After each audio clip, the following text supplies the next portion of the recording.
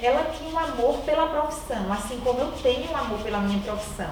E uma coisa que é muito importante em qualquer profissional é ter amor pela sua profissão. Minhas idas para o interiorzão, aqui é Paraíba, Pernambuco, para as aulas de ensino à distância com os alunos que não podiam chegar na universidade. Também Aí você ia até eles? Eu ia até eles. Oi gente, tudo bom? Nós estamos aqui para mais uma entrevista da série de entrevistas que a gente aí elaborou e está preparando para vocês. E hoje nós estamos com Maria Isabelle Silva. Bem-vinda, Isabelle. Hoje a gente vai estar conhecendo um pouco da vida dela, da carreira. Já são muitos anos aí de experiência.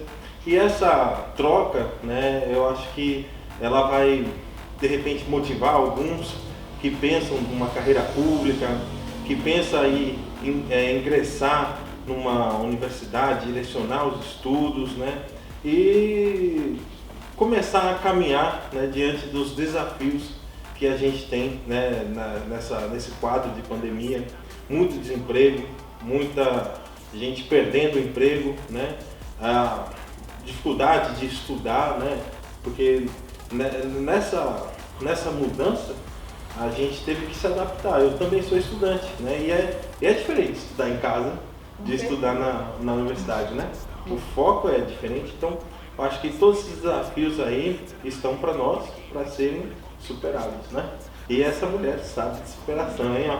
Tem muita história aqui para contar.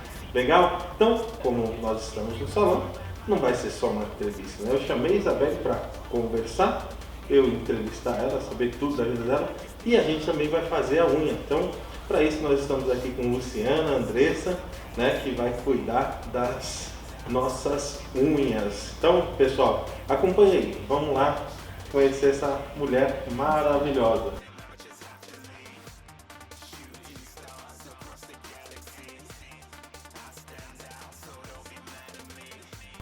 Então, Isabelle,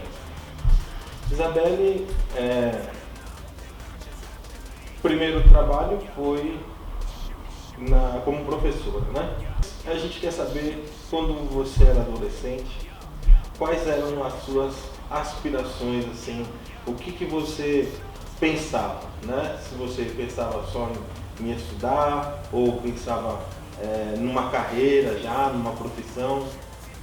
Fala pra gente. Bom, primeiro eu queria dar boa noite a vocês que estão aqui, agradecer pelo convite, agradecer esse convite de Eric, é um prazer participar desse momento. Eu sempre gosto de dizer que eu estou com o Eric desde que ele chegou aqui em Campina Grande, Então é uma satisfação participar e estar aqui no salão dele. Eu que estou desde o primeiro salão dele, que também era aqui no Catolé, mas em outra localidade, Então, voltando para responder um pouco a pergunta de Eric, eu sempre, assim, desde jovem, a lembrança que eu tenho, desde adolescente, a lembrança que eu tenho muito da minha vida era uma menina muito dedicada aos estudos e que tinha muitos sonhos. E eu sempre, assim, tive metas na minha vida. Eu trabalhei muito com metas e eu sempre mais dia menos dias eu atingia essas metas, Então eu trabalhava por etapas. Então, na minha adolescência sempre eu sabia assim que eu queria entrar na universidade, Era um sonho meu, mas obviamente assim eu ainda não sabia o que eu queria fazer. Eu sabia que era um dos meus sonhos era entrar na universidade. Então, uma das suas metas, isso é desde jovem? Desde jovem. Era justamente se preparar para a universidade. Exatamente. Pensava em uma universidade pública?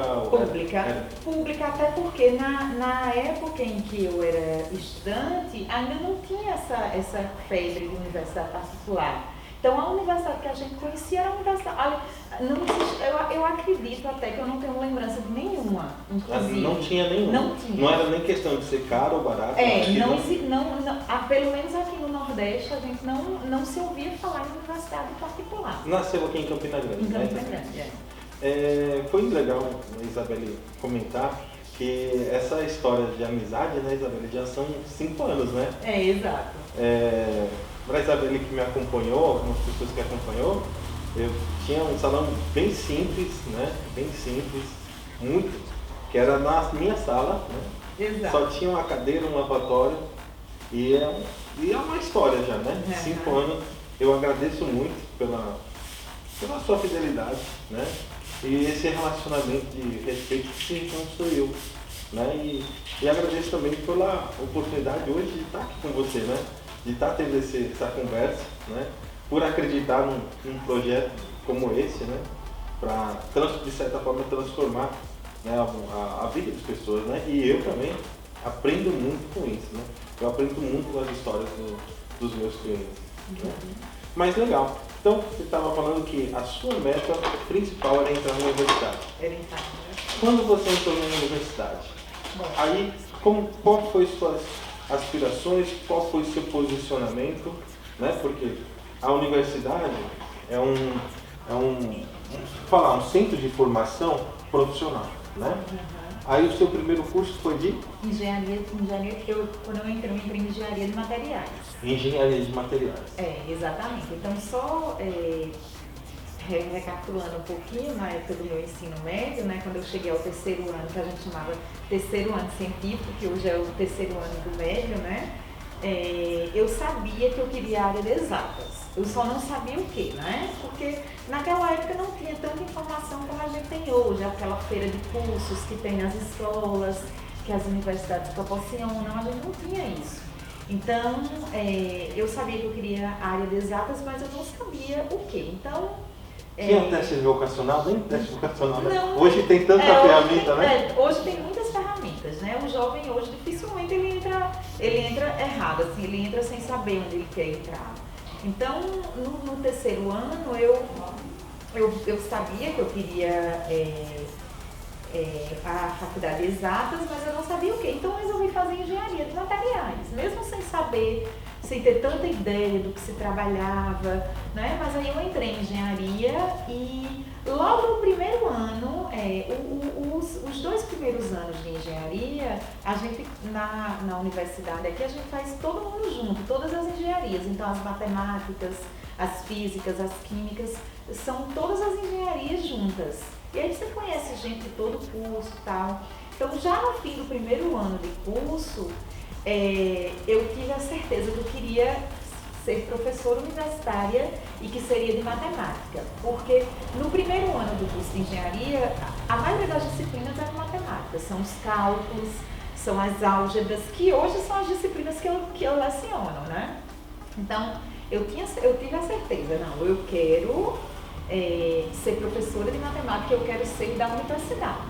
Então, daí eu comecei a trilhar o meu caminho. Na ocasião, a gente podia fazer 2 cursos de graduação, né? E aí, no segundo ano de engenharia, eu fiz o vestibular para matemática. Então, eu fiquei em paralelo, eu fazia engenharia e fazia matemática. Eu passava o dia inteiro na universidade, né? Fazendo 2 cursos? Fazendo 2 cursos. Então, Isabelle, no curso de engenharia, né, e matemática que você estava cursando, como foi essa decisão de parar o curso de engenharia? Bom, a parada no curso de engenharia, ela se deu porque quando eu estava no último semestre de engenharia, que eu já tinha concluído matemática no semestre anterior, eu fiz uma seleção, passei por um processo seletivo bastante difícil, foram 2 meses fazendo um curso que a gente chama de curso de verão, que seleciona para o mestrado, e eu consegui passar nesse curso com bolsa. E eu lembro que como era uma época, a época até do governo Fernando Henrique Cardoso, era uma época em que tinha tido muito corte de bolsas de mestrado e de doutorado nas universidades, então eu tinha a opção de escolher, ou eu ia para o meu sonho, que era fazer esse mestrado, ou eu esperaria mais um pouco e terminaria o curso de engenharia e iria depois, sem ter a certeza que eu conseguiria bolsa. Então eu optei pelo meu sonho, né? Eu deixei o curso de engenharia e segui para João Pessoa para fazer o meu tão sonhado mestrado e ainda com bolsa, né? Que era uma coisa bem difícil. Então a escolha foi mais ou menos. A decisão do mestrado era justamente associada à sua carreira. Nesse momento você já sabia que o que você queria para a sua carreira era ser professora. Ser professora universitária. E como eu tinha certeza, como eu falei, que desde que eu entrei na universidade, no fim do primeiro ano, como eu tinha certeza que eu queria ser professora universitária, então eu sabia que eu não podia parar apenas no curso de graduação, né? Então eu tinha que seguir com o mestrado e talvez na época eu até podia seguir só com o mestrado, porque o doutorado ainda era uma coisa mais rara, assim, não era tanto como hoje, que mais pessoas fazem doutorado, mas aí eu digo, não, eu vou até o mestrado, então aí eu já tinha minha meta, que era o quê? Eu concluo o mestrado, tento fazer um concurso público e aí fico um tempo na universidade e em seguida vou para o doutorado. Então foi mais ou menos o caminho, como eu falei no começo, né? Eu sempre trabalhei com os objetivos e eu ia trilhando para chegar naquele objetivo, né? Então foi aí que eu passei os 2 anos de mestrado. E chegou a fazer o doutorado também? Cheguei, aí só que assim como eu me programei, eu fiz, né? Eu fiz 2 anos de mestrado, do ano de 2001 a 2003. Chegando aqui em Campina Grande, de volta, eu passei em seleção de professor temporário, tanto na UFCG quanto na UEPB, então eu fiquei nas 2 instituições como professora temporária, né? Isso durante o mestrado, depois que terminou o mestrado? Depois que eu terminei o mestrado. Quando estuda o mestrado, você só se dedica para o estudo? Me dediquei só para o estudo. Entendi. Né? Aí depois que conseguiu trabalhar como professora? Como professora. Então, desde 2003, que foi quando eu regressei do mestrado, eu estou aí na UEPB. Então, já são 17 anos eu como professora universitária. Lembra do seu primeiro dia de aula? Lembro, sim. Como foi? Foi inseguro? Deu ansiedade? Assim, eu sempre suei demais as mãos, assim, quando eu fico nervosa. Até hoje eu tenho essa coisa. Mas, assim, o contato com os meus primeiros alunos, eu lembro muito de uma turma de física que eu ensinava na UEPB. E essa turma, ela só tinha homens. Na época, o curso de física era um curso extremamente masculino, assim, quem optava por fazer física eram mais homens. E eu lembro muito dessa turma. Até hoje, eu encontro algumas pessoas dessa turma e me lembro muito bem. Lembro também da minha primeira turma, que eu ensinei na UFCG, né, que era uma turma de engenharia, uma turma mista, com várias engenharias. Eu ensinei cálculo 1. Quer dizer, eu retornei para o UFCG ensinando exatamente a disciplina que me fez querer ser professora, que foi o cálculo 1. Cálculo 1. Então foi a partir dessa disciplina, porque eu lembro que nessa disciplina eu tive uma professora que ela era bem jovem e era muito dinâmica, muito didática. Até hoje, professora Shirley, eu nunca esqueço, até hoje eu ainda encontro com ela por aqui. Ela é professora da UFPB em João Pessoa, mas assim, ela de vez em quando vem a Campina Grande. E assim, é um prazer encontrar com essa professora, porque assim, eu acho que foi ela que me fez querer ser professora universitária, né? E aí eu cheguei onde eu de fato queria. Você fala isso porque ela te inspirou pelo amor que ela tinha de Pelo ensinar. amor, exatamente. E assim, é o mesmo amor que eu tento levar para os meus alunos. Né? Ela tinha um amor pela profissão, assim como eu tenho um amor pela minha profissão. E aí eu entro em outras áreas. Obviamente, a gente não eu tenho um amor pela minha profissão, mas eu sempre digo que uma coisa que é muito importante em qualquer profissional é ter amor pela sua profissão. Então, por exemplo, você, vou dar um exemplo seu, que eu acompanho a trajetória desde o início, né? E que pretendo acompanhar por muitos anos pela frente. Você é uma pessoa que você tem amor pelo que você faz. Então veja a diferença de um profissional que tem amor ao que faz. Ele sempre inova, ele sempre faz algo, ele sempre tenta fazer algo diferente para os seus, que no caso vocês são os seus clientes e no meu caso são os alunos. Então veja, por exemplo, esse momento que a gente está aqui é um momento de inovação. E que você faz e que essas ideias surgem por quê? Exatamente pelo amor que você tem à sua profissão. E me fala uma coisa, o professor chora pelos alunos? Ai, choro. Eu pelo menos, olha, eu choro, eu sofro junto, eu sou psicóloga porque eu escuto os problemas, pronto. Vou dar um exemplo bem perto aqui, nosso, né? Bem perto do que aconteceu comigo. Semestre passado, que foi um semestre que acabou no fim do ano passado, né? Eu estava com uma aluna que ela sempre dizia que ia desistir. Eu conversava com ela, dizia para ela não desistir, ela dizia que tinha muitos problemas, porque tinha que trabalhar e estudar. E toda essa coisa que a gente sabe que hoje o mundo é muito dinâmico e você precisa trabalhar e estudar, né? Então, ela acabou não desistindo, porque eu tinha essa...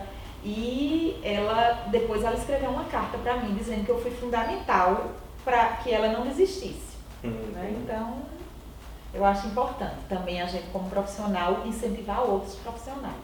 E a carreira pública, como que surgiu? Bom, então vamos lá. Então, em 2003, que foi quando eu assumi como professora temporária, e aí eu já comecei a me preparar para os concursos, né? Então, eu fiz concurso, na ocasião eu fiz concurso no IFPB, que na época chamava Escola Técnica, né? Não era nem essa estrutura de instituto que hoje a gente tem. Eu fiz concurso no IFPB, que é um instituto federal, e fiz concurso na UEPB. Eu acho que esses dois concursos que eu fiz foi por volta de 2004, um ano depois que eu estava como professora temporária. E como que, você falou de preparo no concurso, como que foi as suas metas, quantas horas que você estudou, teve algum plano de estudo para prestar esses concursos? Eu tinha plano sim, né? Nessa época, como eu tinha que conciliar o estudo para o concurso com as aulas que eu ministrava, né? Porque eu estava como professora temporária, então minha vida praticamente se resumia a ministrar as aulas na universidade e todo o tempo livre que eu tinha era dedicada ao estudo para passar no concurso. Então, eu não fazia nada fora isso. Tinha baladinha final de semana? Não. Festa, nada disso. Meu fim de semana, inclusive o fim de semana, era o momento que eu mais tinha tempo para estudar. Então, ele era todo dedicado, eu tinha todo um cronograma de estudo. Eu pegava, eu começava a olhar os tópicos que os concursos passados tinham cobrado e eu começava a preparar esses tópicos, mesmo sem saber se quando saísse coincidiriam os mesmos tópicos, mas eu ia estudando tudo que eu podia. Então, até que saiu esses dois concursos, em momentos distintos, eu fiz os dois, né? Nos dois eu passei em segundo lugar, só tinha uma vaga, eu passei em segundo lugar, então o que aconteceu? Mesmo tendo passado em segundo lugar e só tendo uma vaga, logo depois abri uma outra vaga. Então eu fui chamada, tanto em um quanto em outro. Então eu tive que optar, né? Para professora. Para professora. Como esse do Instituto Federal da Paraíba, a vaga era em Cajazeiras, e o da UEPB, a vaga era aqui, então eu optei pelo da UEPB, né? E não me arrependo, né? Embora que o Instituto Federal também é uma carreira muito bonita para professor, mas assim, eu não me arrependo, porque eu também fiz uma carreira bonita na UEPB. Aí tinha quantos anos quando foi efetivada, né? Quando eu fui efetivada, eu tinha por volta de 26 anos, né? 28 anos, por aí. Torno de 28, porque eu comecei aos 26, que foi quando eu terminei o mestrado, e acho que por volta de 28 eu fui efetivada. E como foi essa história até chegar hoje onde você está como diretora do Centro de Ciência e Tecnologia? Bom, então aí é mais um passo, né? O que aconteceu foi que no ano de 2000 eu preciso falar dessa parte antes para chegar na questão da direção, certo? No ano de 2008 eu resolvi fazer um doutorado na UFPE, né, em Recife, e passei lá por 4 anos, né? Eu morei de 2008 a 2012, né? Exatamente o tempo que se leva para concluir um doutorado. Quando eu retornei para a universidade, né, em 2012, então chegando aqui a gente montou um mestrado em matemática, que esse mestrado era exatamente para atender alunos professores das escolas públicas que ensinavam matemática e aí vinham para né, se reciclar, e aí a gente tem esse mestrado até hoje, eu trabalho nesse mestrado até hoje. E aí como surgiu essa questão da carreira administrativa, que é uma carreira que eu também gosto demais. No ano de 2013, eu tive alguns convites para ser coordenadora de curso, então começou aí, né? Então a carreira administrativa na universidade ela é toda feita através de eleição.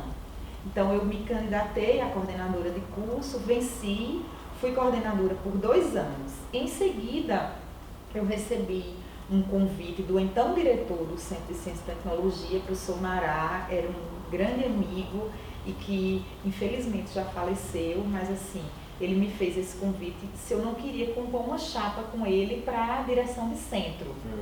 E eu lembro que eu disse, professor Mará, eu não estou preparada para ele, se eu estou falando com você é porque eu acho que dá para você ser. E aí ele saiu como diretor na chapa e eu como diretora adjunta, que funciona como se fosse uma vice-diretora. E aí nós ganhamos as eleições, passei 2 anos como diretora adjunta e quando acabou o prazo, que os mandatos são de 2 anos, aí eu me candidatei à direção de centro. Então, no ano de 2018 eu ganhei como diretora e estou até o momento, estou indo para a reeleição. A gente está esperando passar toda essa pandemia para retomar a questão das eleições. Isabelle, você falou que é um cargo eletivo, né? Então tem todo um processo de eleição, né? Exato. O que você considera importante para ser eleito? Porque não é só conhecimento, né? Porque você tem que demonstrar, acredito, certa competência naquilo que você já faz, né? Eu acho que assim, eu atribuo a todo o meu trabalho, assim, eu atribuo que hoje eu estou como diretora de centro, eu atribuo a todo o trabalho que eu fiz na coordenação de curso, né? Assim, um trabalho, eu entendo como tendo sido um bom trabalho administrativo, né? E também assim, o trato com as pessoas, como tratar as pessoas que trabalham ao seu redor, como resolver problemas, a capacidade de resolução de problemas que aparecem no dia a dia, problemas dos mais diversos possíveis, problemas prediais que você tem que resolver, problemas administrativos, problemas de toda ordem. Então eu atribuo assim que acho que foi uma carreira administrativa construída a partir da coordenação do curso, né? Quando eu fui coordenadora de curso. E aí tem pessoas que não gostam da carreira administrativa, eu posso dizer assim, que eu amo a carreira administrativa, assim como amo ser professora. Eu não consigo me ver só em uma coisa, assim, eu acho que onde eu posso ajudar, eu ajudo. Então tá na minha vez de meio que trabalhar um pouco pelo meu centro e trabalhar administrativamente, mas obviamente sem deixar de lado a questão do ser professora, do orientar alunos, porque mesmo sendo diretora de centro eu continuo, eu ministro aula no mestrado, eu oriento alunos de graduação, oriento alunos em trabalho de conclusão de curso, oriento alunos de mestrado. Então assim, é uma carreira bem trabalhosa e que ocupa muito meu espaço, meu tempo, né? Então, a gente pode deixar, de repente, para a pessoa que pretende entrar numa carreira pública, né? Começar a dar aula numa universidade pública, que essa capacidade de se relacionar, de se envolver em querer melhorar aquela condição, né? Ela é determinante ali para mover para direcionar mesmo a sua carreira administrativa, né? E esse envolvimento, acho que é da própria pessoa, né? Eu acho que na verdade, eu estou falando aqui como carreira administrativa, como professora universitária, mas eu acho que a palavra para qualquer área que você vai se envolver é dedicação. Não existe outra. É dedicação, esforço, estudo, né? Mas assim, sobretudo dedicação. Dedicação por exemplo, seja se dedicando ao estudo, seja se dedicando a desenvolver novas técnicas para alguma coisa. Bom, tudo eu vejo como o ponto de partida é dedicação. E também trabalhar com metas, né? Eu acho que assim, a gente tem que sonhar sempre, né? Eu não sei como, eu particularmente, os meus sonhos, eles são assim, são como os degraus. Eu nunca sonho uma coisa muito alta. Eu sempre vou sonhando assim. Por exemplo, eu dei um passo, aí eu sonho, qual o próximo passo depois desse que eu poderia dar?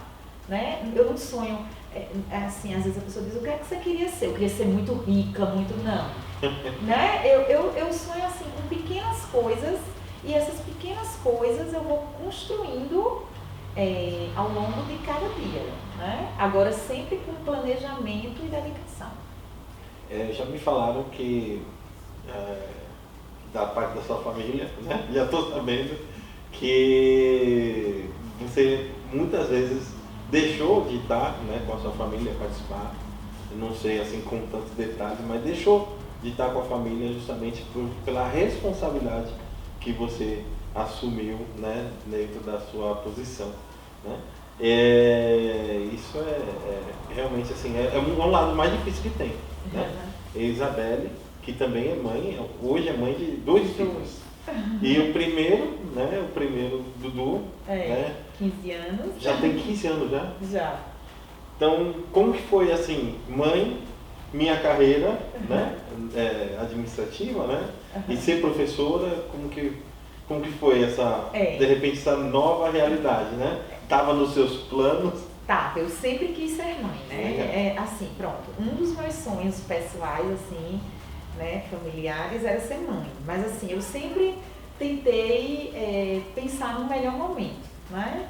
Então, Dudu, que é o primeiro, que hoje tem 15 anos, eu tive exatamente 2 anos depois do doutorado. Depois do mestrado. Quando eu voltei do mestrado, quando eu passei para professora efetiva, que eu estava para ser chamada, eu engravidei do Dudu. Então, o doutorado que foi em Recife já tinha Dudu? Já tinha Dudu. Dudu estava pequenininho, acho que Dudu foi comigo, tinha uns 4 aninhos. E aí, um desafio, né? É um desafio, pronto. Então, assim, eu estudava, eu me dedicava a ele, o meu doutorado foi uma loucura, porque assim, mãe e menino pequeno, com doutorado, eu lembro que meus colegas de doutorado, todos eram jovens que tinham acabado de sair da universidade e fizeram mestrado e doutorado tudo junto, e eu com um menino pequeno. Então, assim, continuava aquela luta de mal saía, era estudo, casa, menino né? E o segundo também eu optei por ter um momento que eu acho que também foi um bom momento. Foi um momento que eu tinha voltado do doutorado e eu estava mais ou menos 3 anos aqui, né? De volta. Então foi um momento ali onde eu era coordenadora de curso, né? Então foi um bom momento também.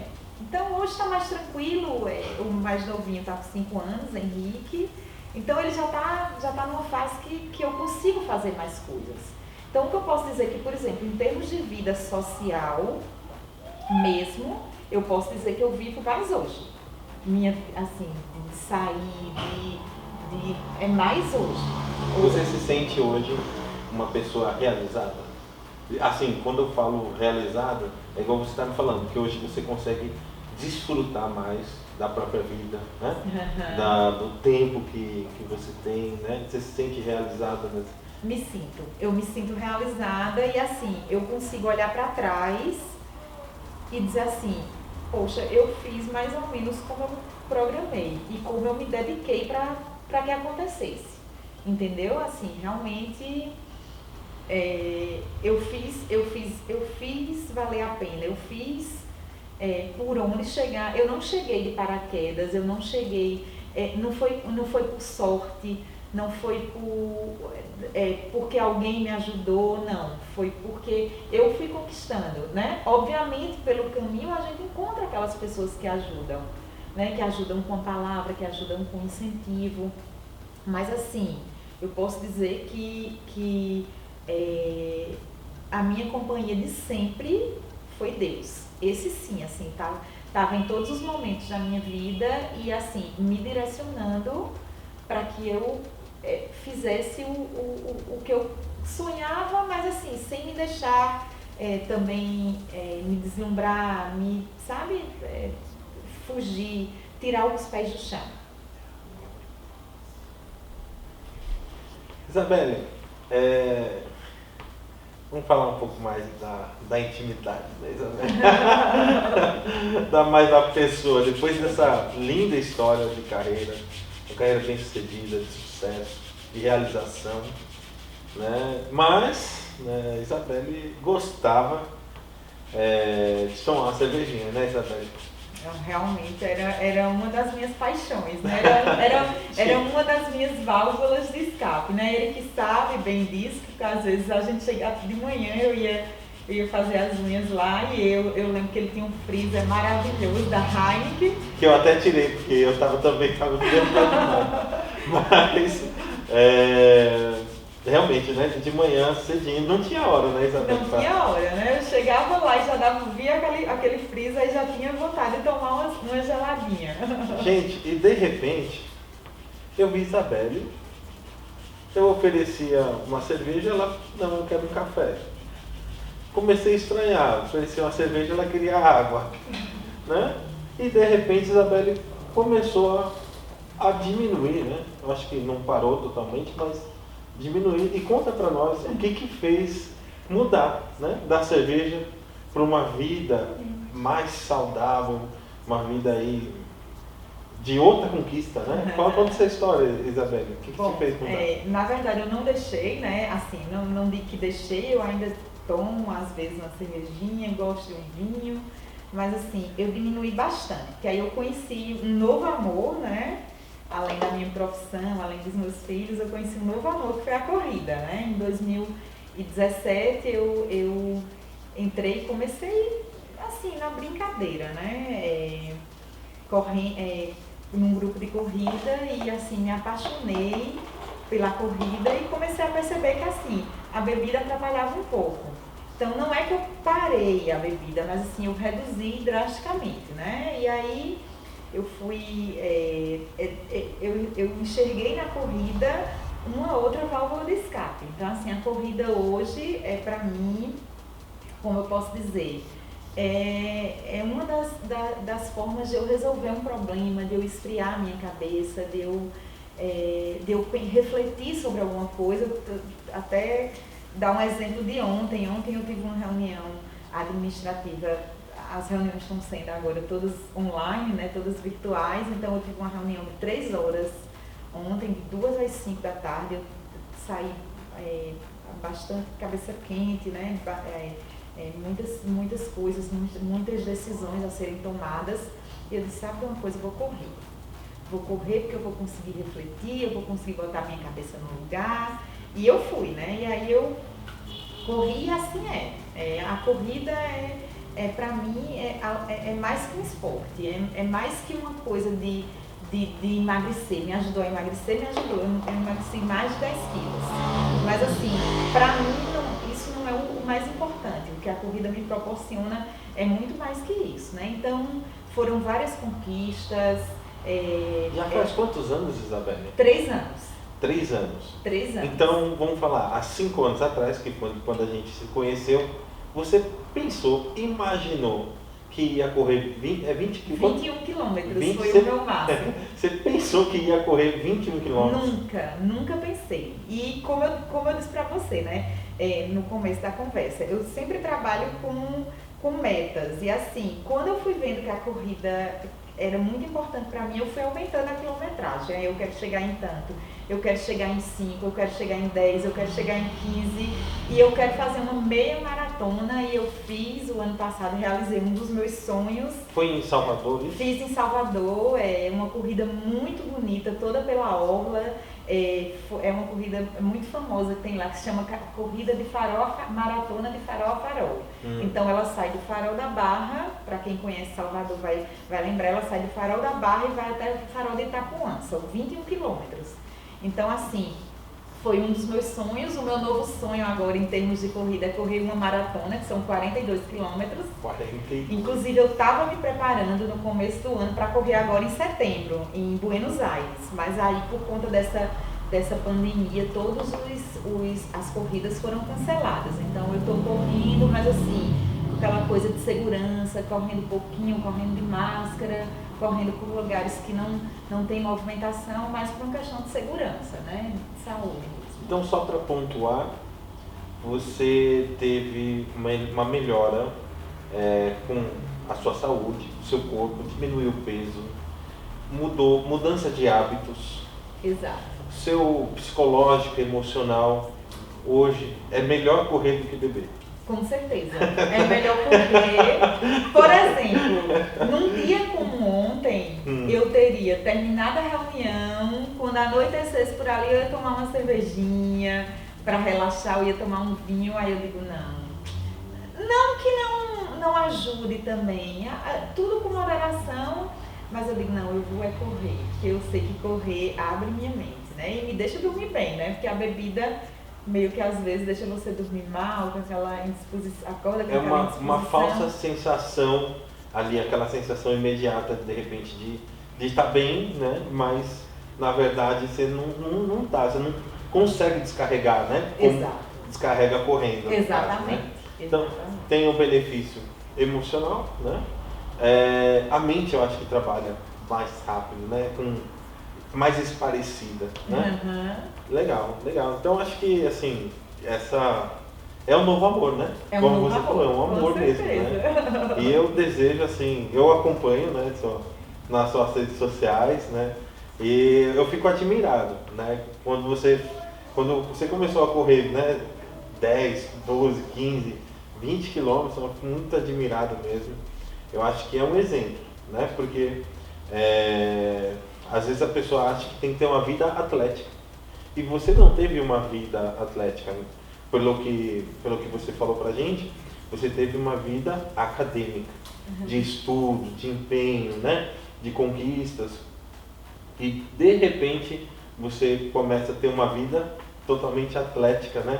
Depois de uma idade, né? Não é mais uma moça, né? Depois dos 40, inclusive, né? minha vida de corrida começou depois dos 40. Então, mulheres de 30, né? Seja jovem ou que já tenha idade, acho que nunca é tarde. Nunca né? é tarde. E para você descobrir novos amores, né? Descobrir, ressignificar, eu acho, né? Algumas áreas das nossas vidas, né? Isso é muito importante, né? Exato.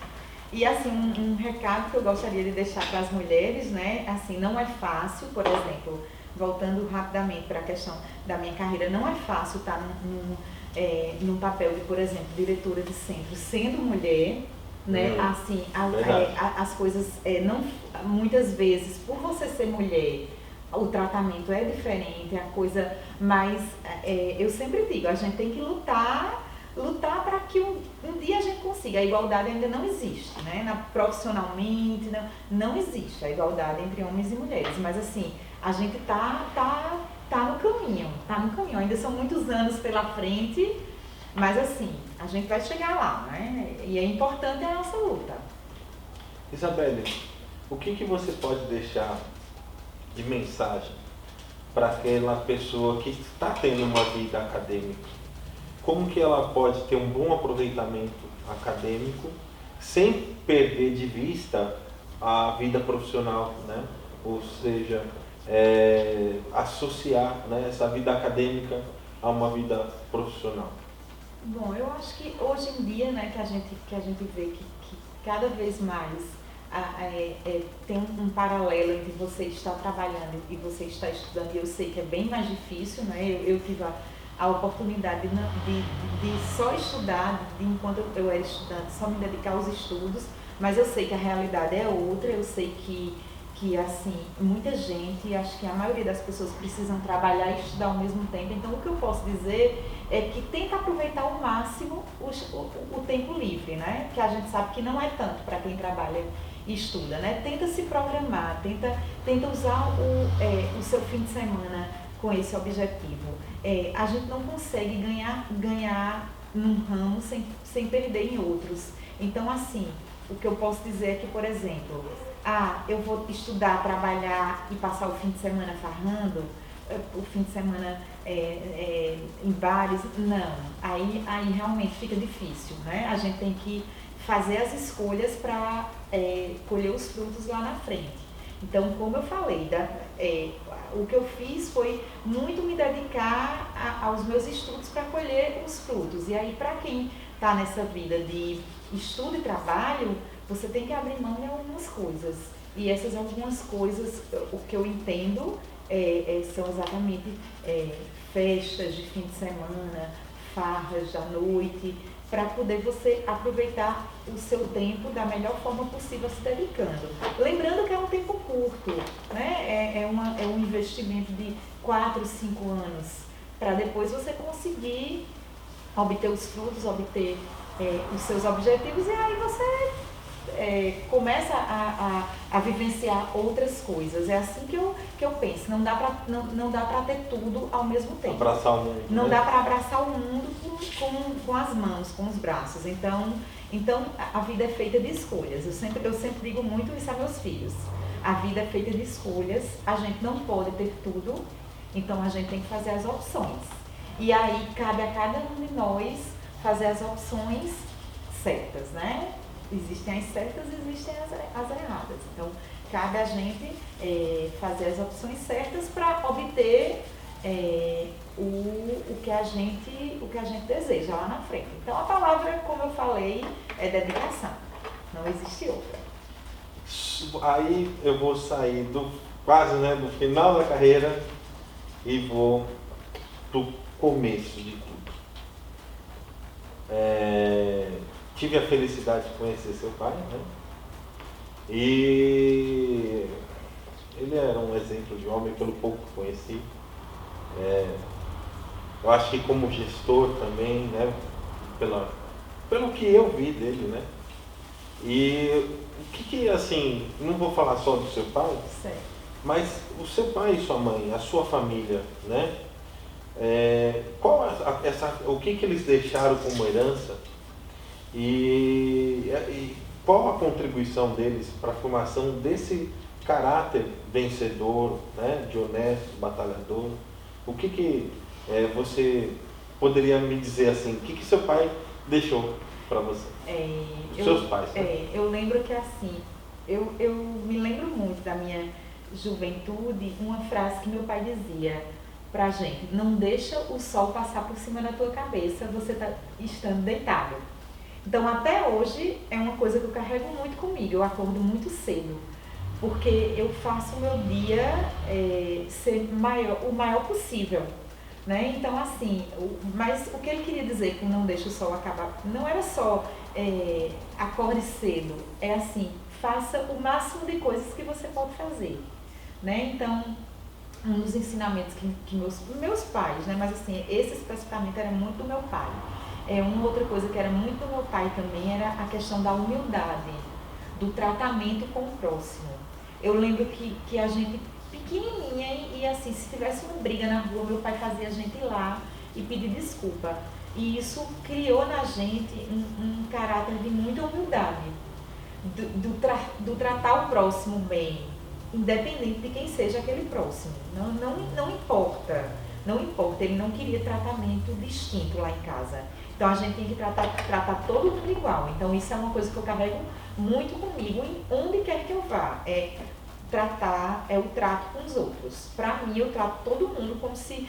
tanto que assim, por exemplo, onde quer que eu chegue, onde quer que as pessoas me conheçam pela primeira vez, uma característica que se você perguntar, a pessoa vai dizer que eu estou sempre sorrindo.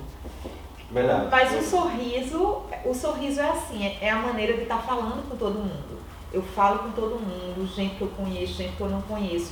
Isso foi uma das coisas que meu pai me ensinou, né? Que a gente deve sempre ser assim, e sempre humilde e sempre andar certo. Ele usava muito essa palavra, ande certo.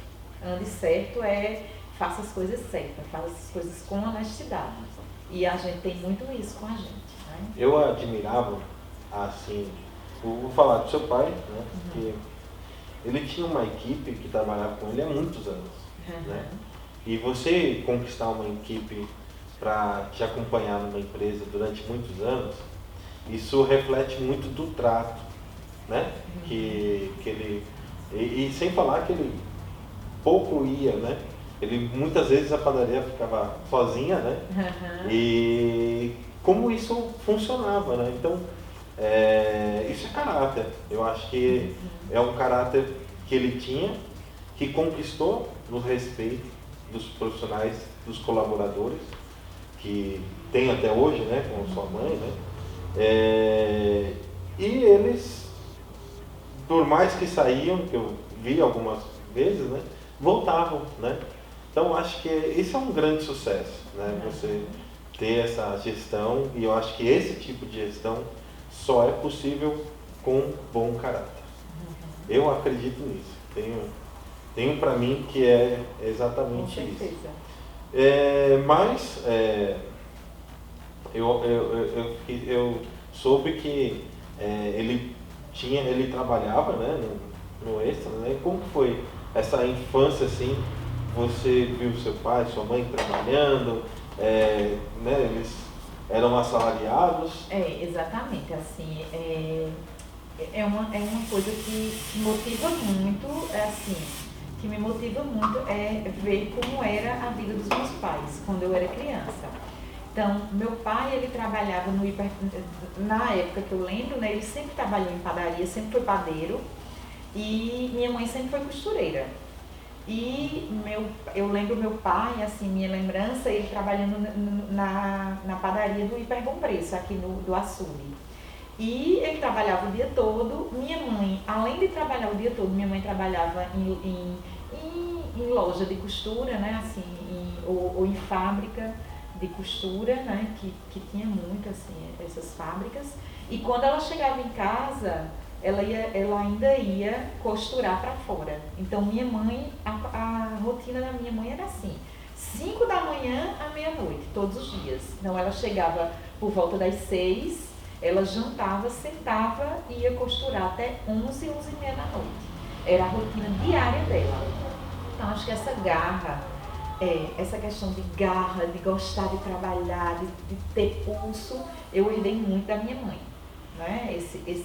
Esse lado. Os ensinamentos, assim, de caráter, não que minha mãe não me ensinou isso também, mas assim, eu lembro muito do meu pai falando, né? Assim, da honestidade, do tratamento com o próximo. Isso era uma coisa muito pregada por papai. E mamãe era muito o lado, assim, do que eu via dentro de casa, daquela mulher guerreira, daquela mulher que era, como a gente diz aqui no Nordeste, pauta toda a obra. Quantos né? irmãos? São oito filhos, né? Meus pais tiveram.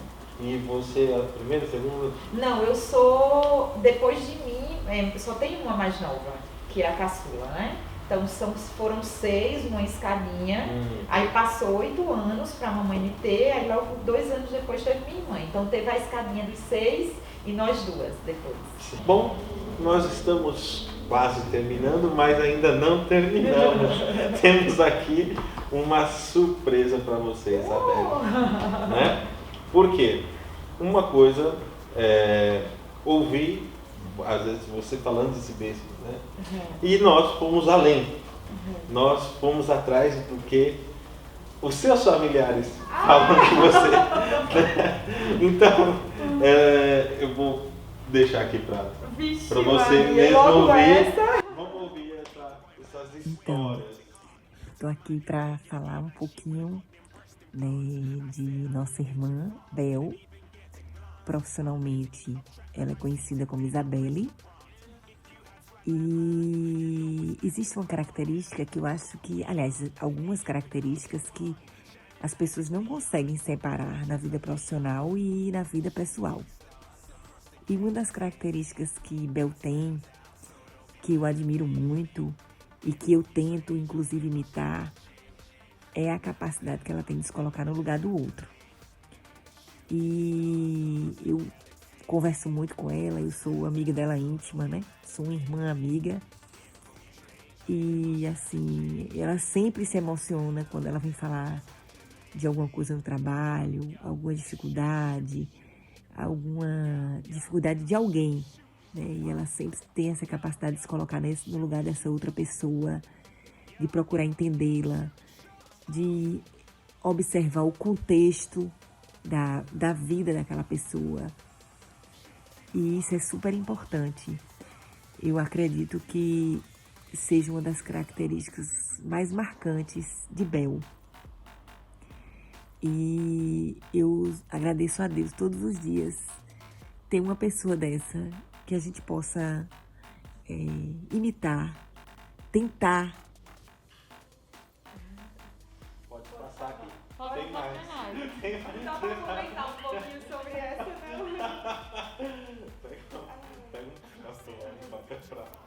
Falar de Isabelle é fácil porque ela é uma ótima irmã, uma ótima profissional, se dedica muito na profissão,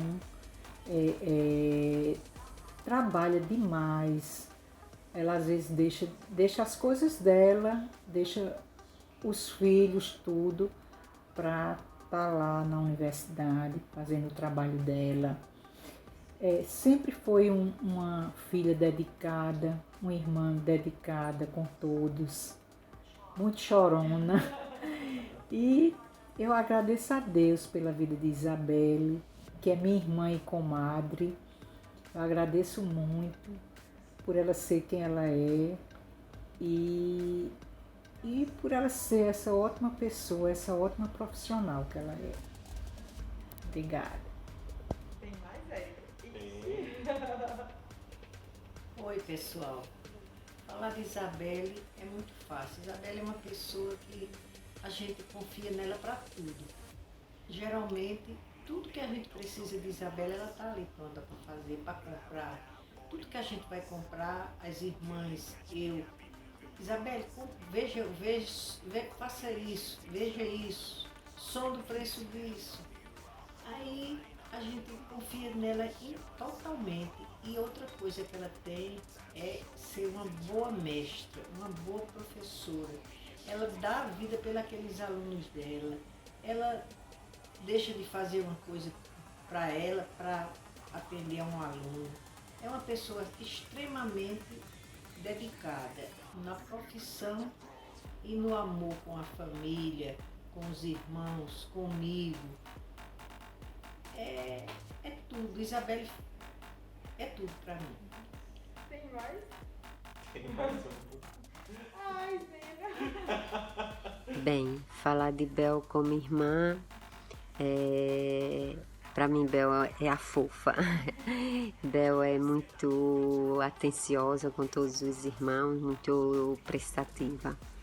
E falar de Bel como profissional, para mim, Bel é uma pessoa empática, determinada e muito organizada, disciplinada.